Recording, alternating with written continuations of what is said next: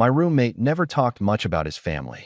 Matthew could spend an hour telling me about a professor who graded too harshly, complained for 20 minutes about the coffee machine in our apartment building, or ran about how our upstairs neighbor somehow managed to vacuum at midnight every single Thursday. But whenever the topic drifted toward his parents or his hometown, he'd answer with one or two sentences before steering the conversation somewhere else.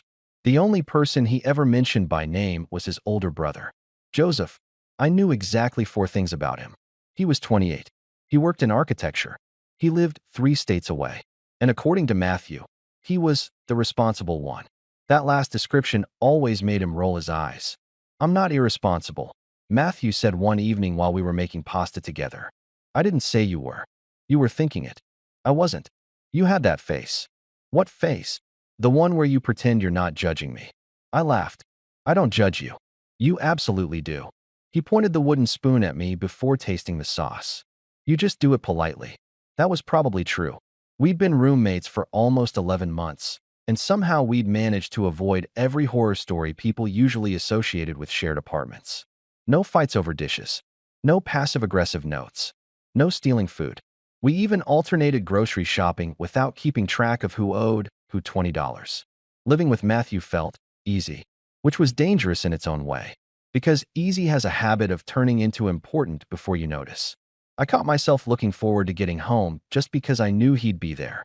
We'd eat dinner together most nights, watch random documentaries neither of us actually cared about, argue over terrible reality shows. Some evenings we'd sit on opposite ends of the couch, both doing our own thing in complete silence, and somehow those were my favorite nights. There wasn't pressure to entertain each other. Being in the same room was enough. I kept telling myself that's all it was. A good roommate. A good friend. Nothing complicated. Then one Tuesday afternoon, everything changed because Matthew walked through our front door, carrying 2 grocery bags and one sentence. "My brother's coming to stay with us." I looked up from my laptop. "For how long?" He set the bags on the kitchen counter with a sigh. "I don't know." "You don't know?" He says, "Probably a couple weeks." "Probably." Matthew rubbed the back of his neck. His apartment had some kind of water damage. "Oh, they have to tear out half the walls." "That's rough." "Yeah." He didn't sound convinced. I closed my laptop. "You don't seem excited." "It's not that." "What is it?" He leaned against the counter, thinking. "Joseph's just." He searched for the right word. "Intense." I smiled. "That's a strong adjective." "It fits." "How?" Matthew opened the refrigerator before answering. "He notices everything. So if you leave 1 cup in the sink, he'll wash it before saying anything." That sounds helpful. Until you realize he's silently making you feel guilty. I laughed. "He doesn't actually say anything?" "No." "So he's just responsible." "Exactly." Matthew pointed at me. "See? You already like him." "I don't even know him." "You will." He sighed again. "And then you'll understand." I wasn't worried. Honestly, I thought it sounded nice. Another person around the apartment for a while. Someone new to talk to. Someone who might finally convince Matthew that frozen pizza wasn't an acceptable dinner 3 times a week. 3 days later, Joseph arrived. I heard the knock just after 9 in the morning. Matthew had gone downstairs because the moving truck couldn't fit into our parking garage. I opened the door without thinking. The man standing there looked nothing like I expected. Not because he was especially handsome, though he was. It was because he looked calm, confident without trying to be. He wore a navy t-shirt, dark jeans, and carried one backpack over his shoulder. His hair was slightly longer than Matthew's. Darker too. Same eyes, though. Same smile. "You must be Daniel," he said. His voice was warm. "I am." He shifted the backpack to his other shoulder. "I'm Joseph." I stepped aside. "Come in." "Thanks." He walked into the apartment slowly, taking everything in without making it obvious. The bookshelves. The plants by the window.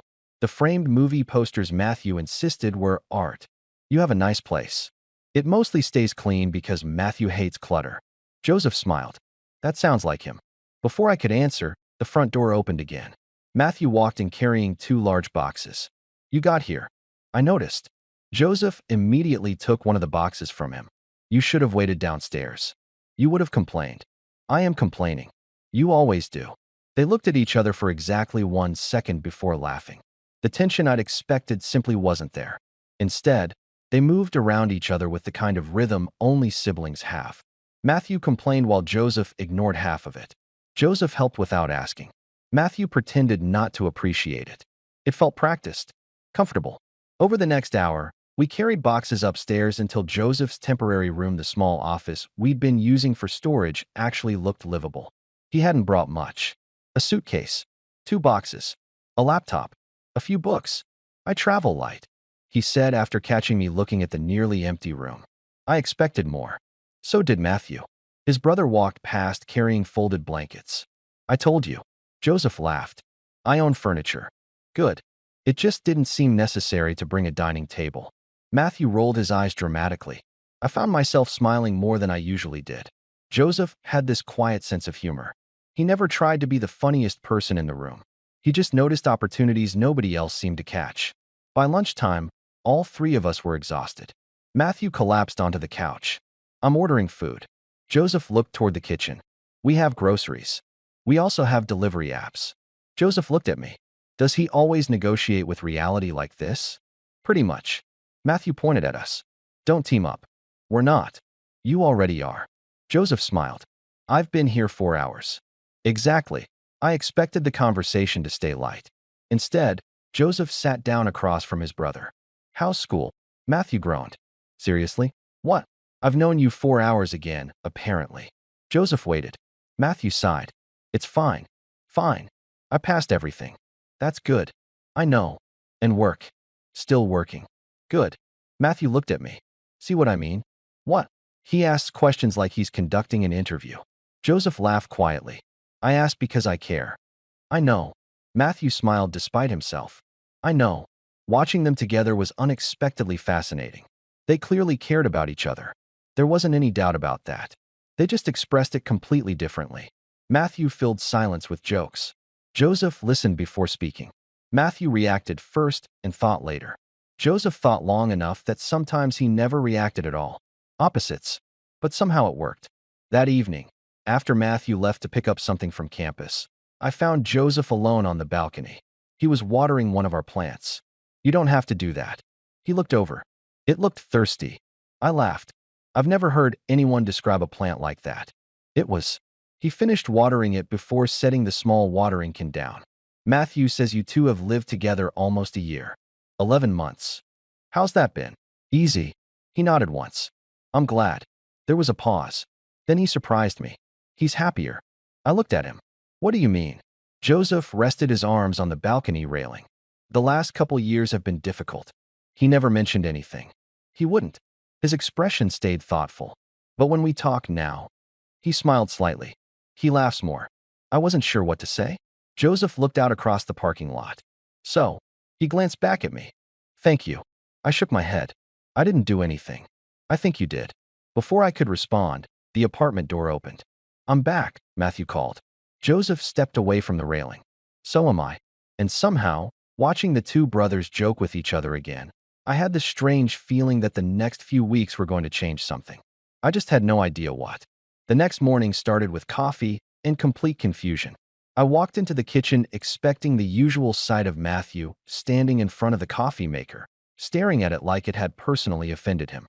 Instead, Joseph was already there. He looked up from the frying pan. "Morning. Morning. I hope eggs are okay." I blinked. "You're making breakfast?" "I was making breakfast for myself." He nodded toward the counter. Then I realized there were enough eggs for everyone. I looked around the kitchen. The coffee was ready. The dishes from last night had disappeared. Even the fruit bowl somehow looked more organized. Matthew wandered in 30 seconds later, still half asleep. He stopped in the doorway. "You cleaned." Joseph didn't even turn around. "I cooked." "You also cleaned." I noticed the sink. Matthew looked at me. "See?" I laughed. "I see." Joseph finally placed 3 plates on the table. I wasn't trying to make anyone feel guilty. Matthew sat down. "That's exactly why it works." Joseph smiled without answering. Breakfast somehow became one of the funniest meals I'd had in months. Matthew kept trying to convince Joseph that college students weren't biologically capable of waking up before 8. Joseph replied by reminding him that he had somehow managed to wake up before sunrise every Christmas morning when they were kids. I was excited. "You still can be." "I'm 23. So, I'm supposed to complain now." Joseph looked at me. "Has he always been dramatic?" Every day. Matthew pointed his fork at me. You're supposed to support me. I am. No, you're encouraging him. Joseph quietly laughed into his coffee. It wasn't loud. It wasn't exaggerated. But it made Matthew grin anyway. That surprised me. For someone who supposedly found his older brother exhausting, Matthew spent most of breakfast trying to make him laugh. Later that afternoon, Matthew left for his afternoon classes. I worked remotely 3 days a week, so I stayed home. Joseph sat at the dining table with his laptop, reviewing building plans spread across the surface. For almost 2 hours, neither of us said much. The apartment stayed comfortably quiet. Around 3, I stood up to stretch. You've been staring at those drawings forever. Joseph leaned back. I have. Are you actually working? Mostly. Mostly. The other part is pretending I know what I'm doing. I laughed. You don't. I've been doing this for 6 years. He closed the laptop. I still occasionally convince myself someone will discover I've been improvising the entire time. I thought that stopped after college. I'll let you know if it does. I sat across from him. I thought architects were confident. We're confident after deadlines. What about before? We panic professionally. I smiled. That's reassuring. It shouldn't be. We talked for almost an hour after that. Nothing important. Favorite cities. Terrible landlords. Movies that everyone claimed were masterpieces, but secretly found boring. Joseph had an easy way of listening that made conversations last longer than expected. He never interrupted, never rushed to tell his own story. Instead, he'd ask one more question, then another. Without realizing it, I ended up talking about things I normally skipped over. My hometown, why I'd moved here, the job I'd almost accepted in another city before deciding to stay. You nearly left? He asked. I nodded. Last summer. What changed? I looked toward the window. I like my life here more than I realized. He studied me for a second. I think people underestimate that. What? The value of staying somewhere because you're already happy. I wasn't sure why that sentence stayed with me, but it did. Matthew came home just before 6. The second he opened the door, he looked between us. You two have been talking. We have. For how long? Joseph checked his watch. About an hour. Matthew dropped his backpack. You're kidding. No. He looked directly at me. He hates small talk. Joseph answered before I could. We weren't making small talk. Matthew frowned. What were you talking about? Life. Matthew stared. Who are you? Joseph smiled.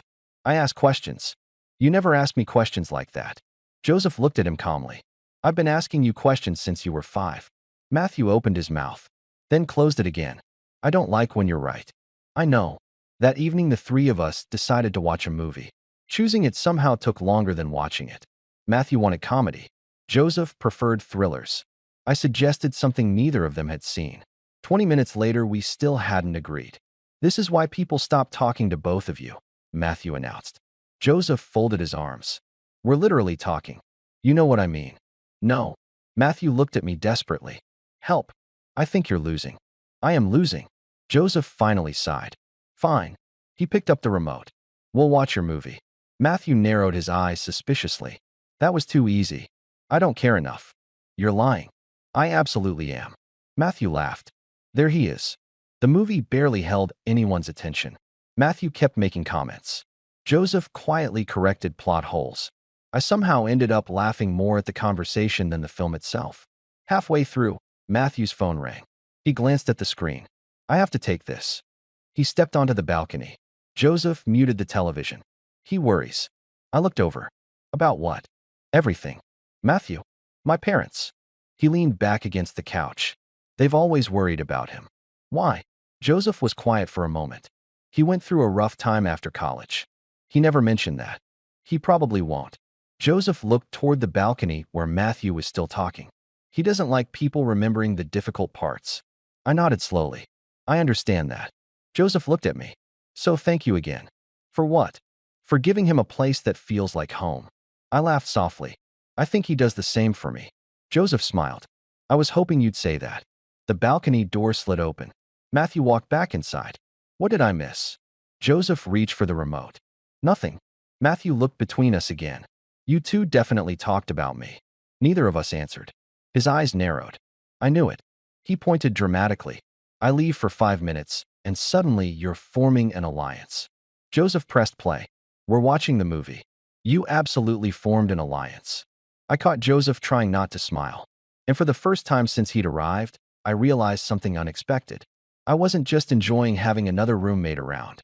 I was looking forward to every conversation with him. That thought should have felt harmless. Instead, it lingered in the back of my mind long after the movie ended. The routine settled into place faster than any of us expected. Joseph worked from the apartment most mornings while coordinating repairs on his own place from hundreds of miles away. Matthew disappeared to campus almost every weekday. I alternated between working from home and going into the office. Within a week, it almost felt as though Joseph had always lived with us. Except every now and then I'd catch myself noticing something new about him. He never left a conversation unfinished.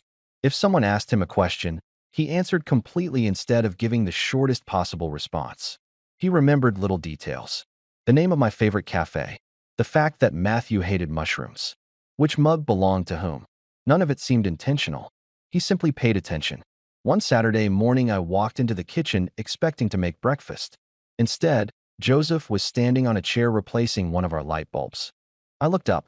I didn't even know that was burned out. It started flickering yesterday. I figured we'd eventually deal with it. He climbed down carefully. I know. You couldn't wait? He smiled. It took 2 minutes. Matthew wandered in, rubbing his eyes. Oh, he looked at the new light. You fixed it. Joseph put the old bulb into the trash. It was broken. Matthew looked at me. He does this. I've noticed. You don't even realize something needs fixing until it's already fixed. Joseph shrugged. I like solving small problems. Matthew laughed. I know. Later that afternoon, the three of us walked to the grocery store together. It wasn't planned. Matthew wanted snacks. Joseph needed coffee. I had promised myself I'd finally buy actual vegetables instead of pretending frozen fries counted. The weather was warm enough that everyone seemed to be outside. Families, students, people walking dogs. Matthew somehow managed to recognize at least 6 different people before we even reached the first intersection. How do you know everyone? I don't. You literally just waved at 3 people. I know 2 of them. And the third? He looked familiar. Joseph shook his head. You've always done that. What? Act like strangers are old friends. Matthew grinned. Sometimes they become old friends. Joseph couldn't argue with that. Inside the grocery store, Matthew disappeared almost immediately. I'll meet you guys later. Joseph called after him. You need an actual list. I have one. You wrote food. That's technically a list. He vanished around the corner before either of us could answer. Joseph sighed. He'll come back with cookies. Probably. And forget everything else. Definitely. Sure enough, 20 minutes later Matthew returned carrying 3 bags of chips, cookies, ice cream, and absolutely nothing useful. Joseph simply looked into the cart. No bread. Matthew looked down. Right. No milk. Forgot. No vegetables. I remembered cookies. You did. Matthew smiled hopefully. That counts. Joseph picked up a loaf of bread without another word. Watching them together made me realize something. Joseph never criticized to make someone feel small. He simply solved the problem while pretending it wasn't one. On the walk home, Matthew walked a few steps ahead, talking about one of his professors. Joseph listened patiently. At one point, Matthew turned around. Are you even listening? You mentioned Professor Ellis. Yes. Who assigned a 12-page paper. Yes. That you haven't started. Matthew blinked. Okay, you were listening. I usually am. Matthew laughed. I forget that. When we reached the apartment, Matthew volunteered to put everything away. 5 minutes later, I opened the pantry. The cereal was in the cabinet with the plates. The pasta had somehow ended up next to the cleaning supplies. Joseph stood beside me. I'll help. You don't have to. I know. He quietly started moving everything into the right places. Matthew returned carrying another grocery bag. What? Joseph held up the cereal. You stored breakfast with the dishes. It made sense. It absolutely didn't. It did in my head. Joseph laughed. I believe you. Matthew leaned against the counter watching us reorganize everything. You know? Joseph looked over. What? I thought this was going to be annoying. What was? You staying here. Joseph stopped moving for a second. Oh. Matthew shrugged awkwardly. I was wrong. Joseph smiled. I appreciate the honesty. Matthew looked away. Don't make it emotional. I wasn't planning to. Good. A comfortable silence settled over the kitchen. I found myself watching them instead of unpacking groceries. There wasn't any dramatic reconciliation happening. No heartfelt speeches. Just two brothers slowly remembering how easy it was to exist in the same space. That evening, Matthew left to meet a couple of friends for dinner. I'll be back around 10. Joseph nodded. Drive safely. I always do.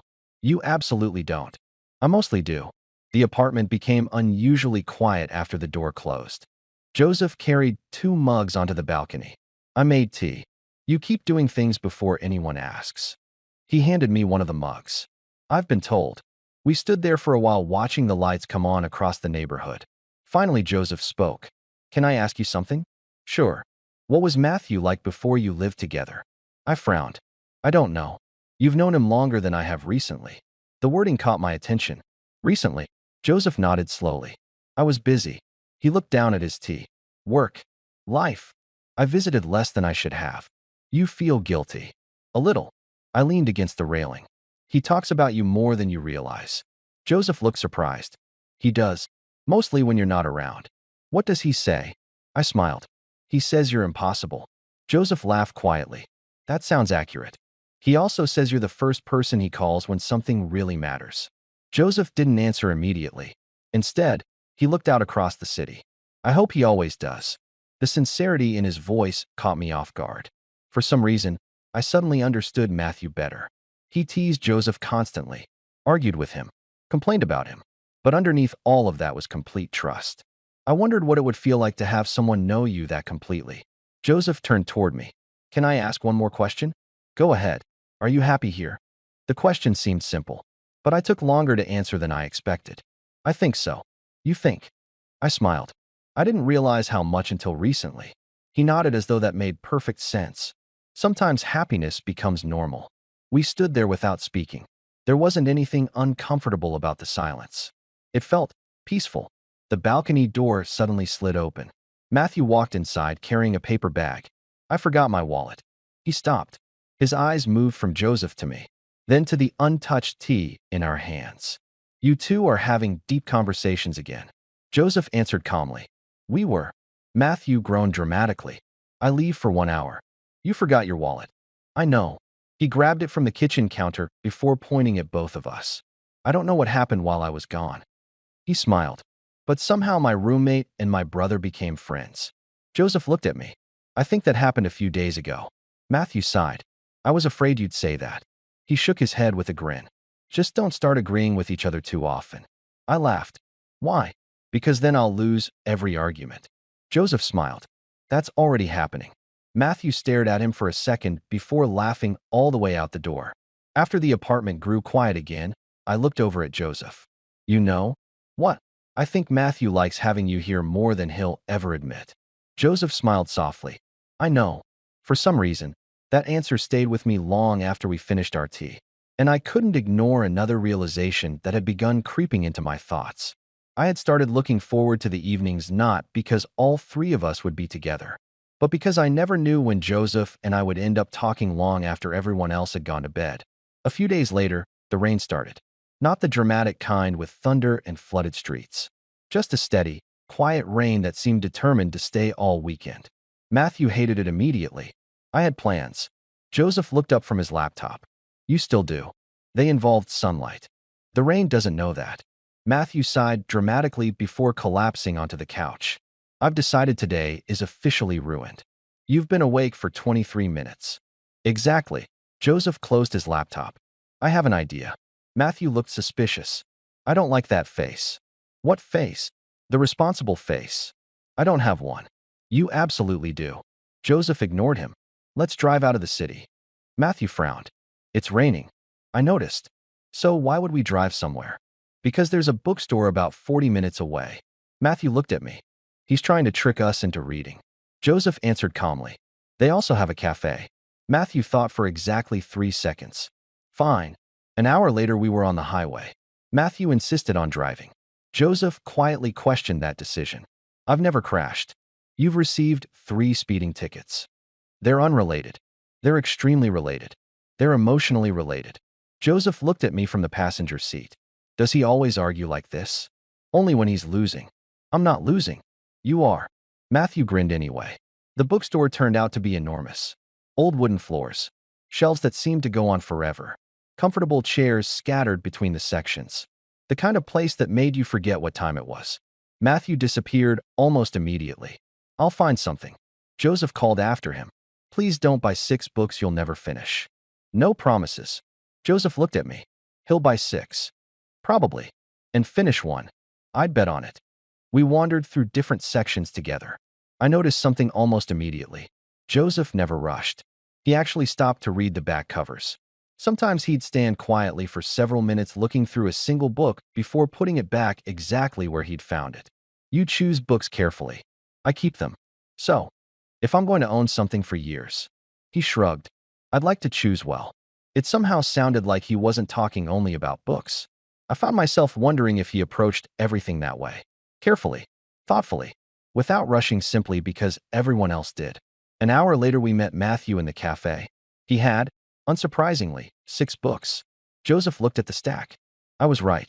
Matthew defended himself immediately. They were on sale. They're always on sale. Exactly. Joseph laughed. You'll read 1. I'll read 3. You said that last time. This time I mean it. I sat down across from them with my coffee. Watching them argue had become strangely comforting. Neither of them seemed bothered by the constant teasing. If anything, it seemed to be their normal language. After a while, Matthew excused himself to answer a phone call outside. Joseph watched him leave. He seems lighter. He does. Joseph stirred his coffee slowly. He wasn't for a while. I waited. He won't tell you. I know. But there was a period after graduation. Joseph looked out through the rain-covered windows. I worried about him every day. I stayed quiet. He felt lost. Joseph smiled sadly. Most people do at that age. I did. You? I had a job. He nodded. I had a career. But I had absolutely no idea who I wanted to become. I looked at him. You always seem so certain. He laughed softly. I've had more practice pretending. That answer surprised me. You don't actually believe that. I do. He looked down into his coffee.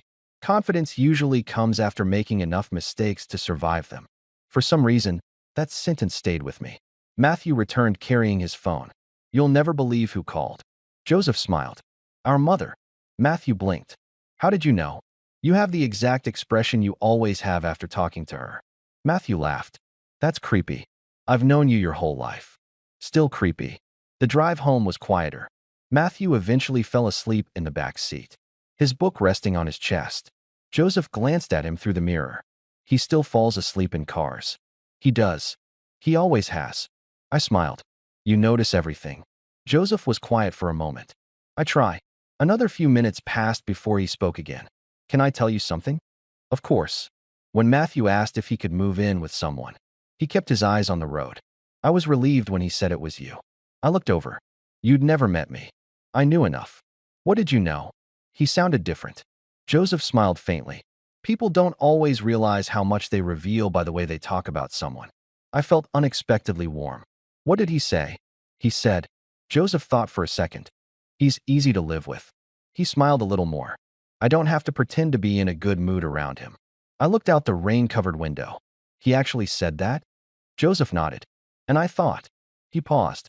Whoever this roommate is, I hope he understands what a compliment that is. Neither of us spoke for the rest of the drive. Not because there wasn't anything to say, because somehow the conversation already felt complete. When we got back to the apartment, Matthew woke up just enough to stumble inside carrying his books. I definitely wasn't asleep. Joseph unlocked the door. I know. I was resting my eyes. You were snoring. I absolutely wasn't. You absolutely were. Matthew looked at me hopefully. Back me up. I smiled. I heard snoring. He sighed dramatically. I live with traitors. Joseph laughed quietly as he unlocked the apartment. Matthew disappeared toward his room, still muttering about betrayal. I stayed in the hallway for a moment while Joseph placed the keys on the small table near the entrance. Thanks, I said. For what? The trip. He smiled. I enjoyed it. So did I. For a second, neither of us moved. The apartment was unusually quiet. Rain tapped softly against the windows. Somewhere down the hall, Matthew was unsuccessfully trying to fit too many new books onto an already full shelf. Joseph looked at me with the same calm expression he always wore. You know?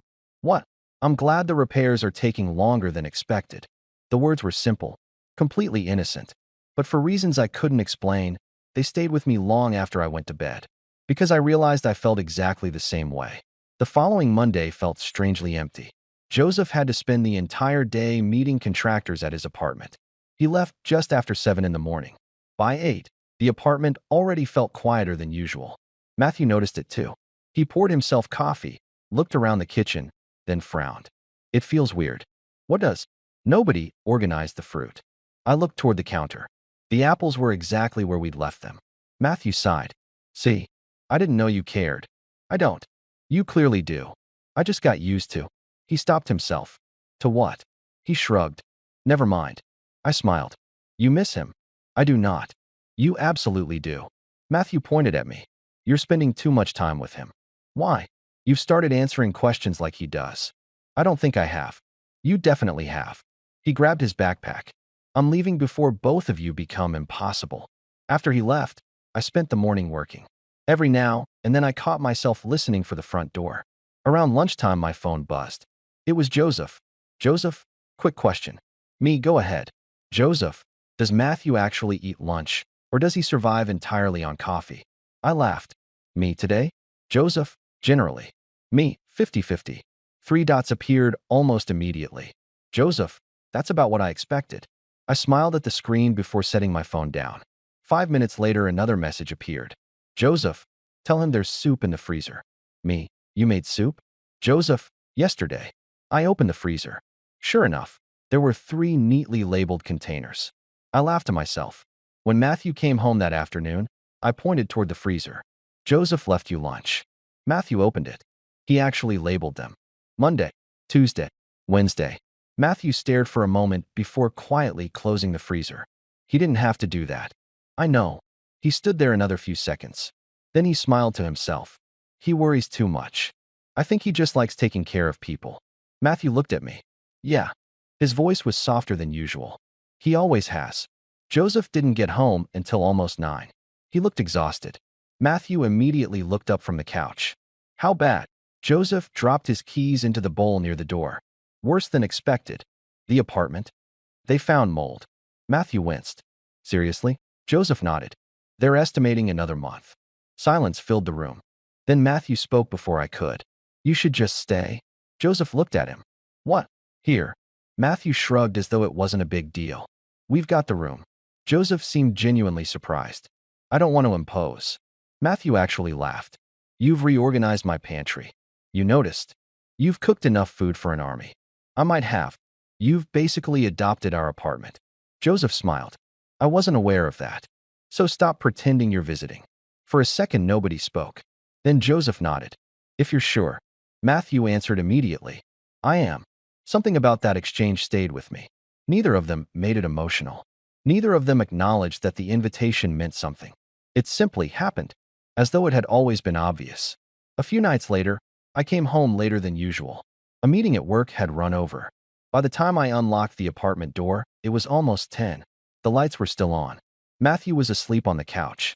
A textbook rested open on his chest. Joseph sat in the armchair reading. He looked up as I came in. Long day. The longest. He closed his book. There's dinner in the oven. I blinked. You saved me dinner? You texted that you'd be late. I didn't think. He smiled. We weren't going to eat without you. For reasons I couldn't explain, that sentence affected me far more than it should have. We weren't going to eat without you. It sounded so ordinary, so casual, yet I couldn't remember the last time someone had waited. Joseph quietly stood. I'll wake Matthew. Before he could, Matthew's eyes opened on their own. I'm awake. Joseph looked at him. You've been asleep for 40 minutes. I was thinking. You were snoring. I absolutely wasn't. Joseph looked at me. He definitely was. Matthew sighed dramatically. I can't win anymore. You never could, Joseph said. Dinner stretched well past 11, mostly because none of us seemed eager to end it. We talked about childhood vacations, terrible jobs, embarrassing college stories. Matthew insisted Joseph had once tried to build a treehouse using library books as instructions. I was 12. You still did it. It collapsed. It absolutely collapsed. Joseph smiled. I learned valuable engineering lessons. Matthew laughed so hard he nearly spilled his drink. Eventually, Matthew yawned. I'm done. He stood. If I stay awake any longer, I'm going to fall asleep sitting here. You already did that. I don't remember asking. He disappeared down the hallway. The apartment became quiet again. Joseph started gathering plates. I'll help. You cooked. You worked. That's different. It isn't. For a few minutes we washed dishes together without speaking. Finally, Joseph broke the silence. I've been meaning to ask you something. What is it? He dried one of the glasses before answering. Are you always this patient? I laughed. With what? Matthew. He asks you the same question 5 different ways until he gets the answer he wants. I smiled. He does. You never seem annoyed. I thought about it. I guess. I searched for the right words. I've never felt like he was trying to be difficult. Joseph nodded slowly. He isn't. I know. He's just afraid people will stop listening if he doesn't keep talking. The words landed quietly between us. I turned off the faucet. I don't think that's true. I know. Joseph placed the last plate into the cabinet. But he doesn't. Neither of us spoke after that. There wasn't anything left to add. As I headed toward my room, Joseph called my name. I turned around. Yeah. He hesitated just long enough for me to notice. I'm really glad Matthew found you. For a moment, I couldn't think of anything to say. Then I smiled. I'm glad he did too. Joseph held my gaze for another second before returning the small smile. Good night, Daniel. Good night. I closed my bedroom door, but I didn't go to sleep. Instead, I sat on the edge of my bed thinking about that conversation. At first, I told myself it was because of what he'd said about Matthew. But somewhere deep down, I knew that wasn't the whole truth anymore. The truth was becoming harder to ignore. I had started looking for Joseph the moment I came home, and that realization frightened me far more than I wanted to admit. The next week passed with a rhythm that felt almost too comfortable. Joseph settled into the apartment without anyone mentioning that he was no longer just a guest. His jacket stayed on the hook by the front door. His coffee mug earned a permanent place beside ours. Even Matthew stopped referring to the office as the guest room. It slowly became Joseph's room. No one pointed it out. It just happened. One Friday evening I got home earlier than usual. The apartment was empty except for Joseph. Music played quietly from the kitchen. Nothing loud. Just soft jazz drifting through the hallway. I found him standing by the stove. You're early, he said. So are you. The contractors finished ahead of schedule. He stirred whatever was cooking before looking at me. How was work? I leaned against the counter. Long. You've said that 3 days this week. I know. You should probably take a day off. I laughed. My manager would disagree. I'm not asking your manager. I'm beginning to notice that. He smiled. I've reached the age where I ignore bad ideas, even when they're professional. You make 30 sound ancient. It feels ancient when you're explaining spreadsheets to people fresh out of college. I'm 26. So you're still allowed to be optimistic. I shook my head. You always make everything sound simple. I don't. You do. He lowered the heat on the stove. I just think people make life more complicated than it needs to be. Easy for you to say. He looked at me with a thoughtful expression. You think so? I hesitated. You seem like you've always known where you're going. For the first time since I'd met him, he looked genuinely surprised. Then he laughed. I've changed careers twice. I blinked. What? I studied engineering. I thought you were always an architect. I wasn't. What happened? I realized I liked designing buildings more than calculating the weight of steel beams. So you just... I started over. Wasn't that terrifying? Completely. He smiled. But staying would have been worse. I looked at him for a moment. You never told me that. You never asked. Fair enough. Matthew burst through the front door a few minutes later carrying 2 pizzas. I have excellent news. Joseph looked at the boxes. You ignored the dinner I was making. I absolutely did. Joseph sighed dramatically. I spent an hour cooking. I know. Matthew held up the pizza boxes. But they were having a 2-for-1 special. Joseph looked at me. This is what I live with. Matthew grinned. And yet you keep staying. I do. You secretly enjoy me. Joseph thought about it. I wouldn't go that far. Matthew laughed. You absolutely would. Dinner became a strange combination of homemade pasta and pizza. Matthew insisted both deserved equal attention. Joseph insisted that made absolutely no sense. I mostly enjoyed watching them argue. At one point, Matthew disappeared to grab drinks. Joseph watched him leave before quietly saying, He looks better. He does. I was worried he'd isolate himself after graduation. He almost did. Joseph nodded. For months. He folded his napkin absent-mindedly. He answered texts. But he stopped making plans. I looked toward the hallway. I can't imagine that. I couldn't either. His voice softened. That's why I was relieved when he told me about you. There it was again. That quiet gratitude he never seemed embarrassed to express. I didn't rescue him. I know. You give me too much credit. Joseph smiled gently. I don't think I do. Matthew returned carrying 3 cans of soda. What are you two talking about now? Joseph answered immediately. You. Matthew groaned. I leave for 45 seconds. You asked. I regret asking. He handed me a drink before sitting down. You know what's weird? Joseph looked at him. What? I thought this month was going to be stressful. It has been. No. Matthew shook his head. I mean having you here. Joseph waited. It's actually. Matthew searched for the right word. Nice. Joseph's smile was almost impossible to notice. Almost. I'm glad. Matthew pointed at him. Don't make that face. What face? The emotional older brother face. I smiled. You smiled emotionally. Joseph laughed. I wasn't aware smiles had categories. They do when they're yours. Later that night, Matthew left to pick up dessert from the convenience store across the street. I'll be back in 10. Joseph nodded. Take your keys. I've got them. You said that yesterday. I actually have them. The door closed. Silence settled over the apartment again. I started clearing the plates. Joseph reached for the stack before I could. I've got these. We can both do it. We can. We carried everything into the kitchen together. As I rinsed the dishes, Joseph dried them. The routine felt strangely natural. Comfortable. You know, he said after a while. What? I haven't thanked you properly. I looked over. For what this time? For making this place feel easy. I smiled. You keep thanking me for things I didn't do. You underestimate yourself. I think you overestimate me. He considered that. I don't. He placed another clean plate into the cabinet. When Matthew called to tell me he'd found a roommate, he looked at the dishes instead of me. I was worried. Why? He'd had bad experiences before. I didn't know that. He never tells those stories. Joseph smiled faintly. He only tells the funny ones. I nodded. Sounds like him. I expected another difficult year. Instead, he looked at me. I found the two of you arguing about whether cereal counts as dinner. I laughed. It doesn't. Exactly. And somehow. He paused. The apartment already felt like home. For a second, neither of us moved. The only sound came from the running water. Then the front door opened. I'm back, Matthew called. He walked into the kitchen carrying 3 cartons of ice cream. Joseph stared at them. You bought 3. They were also on sale. Joseph looked at me. I've given up. Matthew smiled triumphantly. I knew you would.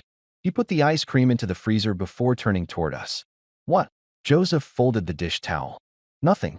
You were definitely talking about me again. We were. Matthew sighed with exaggerated disappointment. I'm starting to think you two like each other more than you like me. The joke hung in the air for half a second longer than it should have. Joseph smiled calmly. I don't think that's possible. Matthew accepted the answer without another thought. He grabbed 3 spoons. I'll allow it. But as I reached for the bowls, I caught Joseph looking at me for just a moment. It wasn't a long look. It wasn't dramatic. Yet something about it stayed with me for the rest of the evening. For the first time since he'd moved in, I found myself wondering whether I was the only one who had started noticing that our conversations lasted a little longer than they needed to. The change came so quietly that I almost missed it. It wasn't one conversation, or one look, or one particular evening. It was the accumulation of ordinary moments. Joseph asking how my meeting had gone before I even mentioned work. Me automatically making 3 cups of coffee instead of 2 whenever I worked from home. Matthew complaining that neither of us laughed at his jokes quickly enough anymore because we were thinking too much. Life simply settled. One Sunday morning, I woke up earlier than usual. The apartment was silent. I wandered into the kitchen expecting everyone else to still be asleep. Joseph was already there. He stood by the window with a mug of coffee, watching the sunrise paint the buildings across the street. You always wake up this early? I asked. He glanced over with a small smile. Usually. I thought I was the only one. So did I. I poured myself coffee before joining him by the window. Neither of us spoke for several minutes. The silence felt comfortable. Not empty. Just shared. Finally, he broke it. The repairs are almost finished. For a second, I didn't understand what he meant. Then I remembered. His apartment. I looked at him. When they think next week. The word should have been good news. Instead, something inside me sank. Joseph noticed immediately. You don't look very excited. I forced a smile. I am. He studied me for a moment. No, no, no. He wasn't accusing me, just observing. I looked down at my coffee. I guess. The words came more slowly than I expected. I got used to you being here. Joseph didn't answer. He simply waited. I forgot this was temporary. Another long silence settled between us. When he finally spoke, his voice was quiet. I forgot too. I looked up. For the first time since I'd met him, he looked uncertain. Not nervous, just thoughtful. I've been thinking about that all week. About moving? He nodded. And about leaving. I wanted to ask what he meant. Instead, the apartment door opened. Matthew walked into the kitchen wearing sweatpants and carrying his phone. Why is everyone awake? He looked between us. Why do both of you look like someone canceled Christmas? Neither of us answered. Matthew frowned. What happened? Joseph smiled. Nothing. I don't believe either of you. He reached for the coffee pot. I leave you alone for 10 minutes. Joseph looked at him. You've been asleep. You know what I mean. The conversation drifted somewhere else. Breakfast. Laundry. Whether we should finally replace the old toaster. But every now and then I caught Joseph looking toward the window again. Thinking. A week passed faster than I wanted. Boxes slowly reappeared in Joseph's room. Not many. Just enough to remind all of us that this arrangement had always been temporary. Matthew complained the entire time. I hate packing. Joseph looked up. You're not packing. I know. I am. I still hate it. Joseph laughed. I know. On Joseph's final evening with us, the three of us ordered takeout from the little restaurant around the corner. Matthew insisted we eat on the balcony. It feels appropriate. For what? I don't know. It just does. The weather was warm. The city was unusually quiet. We talked about everything except the obvious subject. Movies. Work. The neighbor who still vacuumed every Thursday at midnight. Eventually the food was gone. Matthew leaned back in his chair. I've got something to admit. Joseph smiled. This should be interesting. I was wrong. About you staying here. Joseph waited. I thought we'd get tired of each other. Joseph laughed softly. So did I. Matthew shook his head. I actually liked it. Joseph looked at his younger brother with the same patient expression I'd come to know so well. I liked it too. Matthew stood up suddenly. I'm getting dessert. Joseph frowned. We already had dessert. I want different dessert. You just want to leave dramatically. I absolutely do. He pointed toward us. Don't have an emotional conversation while I'm gone. The balcony door closed behind him. Joseph smiled to himself. He knows us too well. He does. Silence settled once again. Then Joseph looked at me. I'm going to miss this. I swallowed. So am I. He nodded. I wasn't expecting that. Neither was I. For a moment, neither of us looked away. Then Joseph quietly said something that changed everything. You know? What? I don't think what I'm going to miss is the apartment. I felt my heart beat a little faster. I think. He searched for the right words. I'm going to miss coming home to you. The city disappeared. The traffic below. The sounds from nearby balconies. Everything faded except those words. I looked at him. He didn't seem frightened.